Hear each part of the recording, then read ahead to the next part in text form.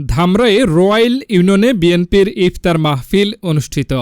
ঢাকার ধামরাই উপজেলার রোয়াইল ইউনিয়নে বিএনপির উদ্যোগে এক মনোরম পরিবেশে ইফতার মাহফিল অনুষ্ঠিত হয়েছে।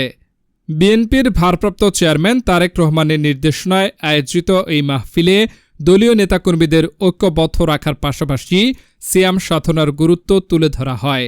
উক্ত ইফতার মাহফিলে সভাপতিত্ব করেন রোয়াইল ইউনিয়ন বিএনপি মোহাম্মদ ইদ্রিস আলী। প্রধান অতিথি হিসেবে উপস্থিত ছিলেন ঢাকা জেলা যুবদলের সভাপতি ইয়াসিন ফেরদৌস মুরাদ। বিশেষ অতিথি হিসেবে ছিলেন সাবেক যুবদল সহসভাপতি ইবাদুল হক জাহিদ, সিনিয়র সভাপতি ঢাকা জেলা উত্তর ছাত্রদল ইসমাইল হোসেন সুমন, সাবেক যুগ্ম আহ্বায়ক রিপন মাস্টার, ধর্ম বিষয়ক সম্পাদক মেহেদী হাসান ভূঁইয়া। এছাড়াও বিএনপি ও অঙ্গ সংগঠনের বিভিন্ন পর্যায়ের নেতাকর্মীরা এই মাহফিলে অংশ নেন। স্থানীয় নেতাকর্মীরা মনে করেন এই ইফতার মাহফিল দলীয় সংহতি আরও সুদৃঢ় করেছে। তারা ভবিষ্যতেও এমন উদ্যোগ অব্যাহত রাখার প্রত্যয় ব্যক্ত করেন, যা দলের মধ্যে আরও সম্প্রীতি ও ঐক্য গড়ে তুলবে।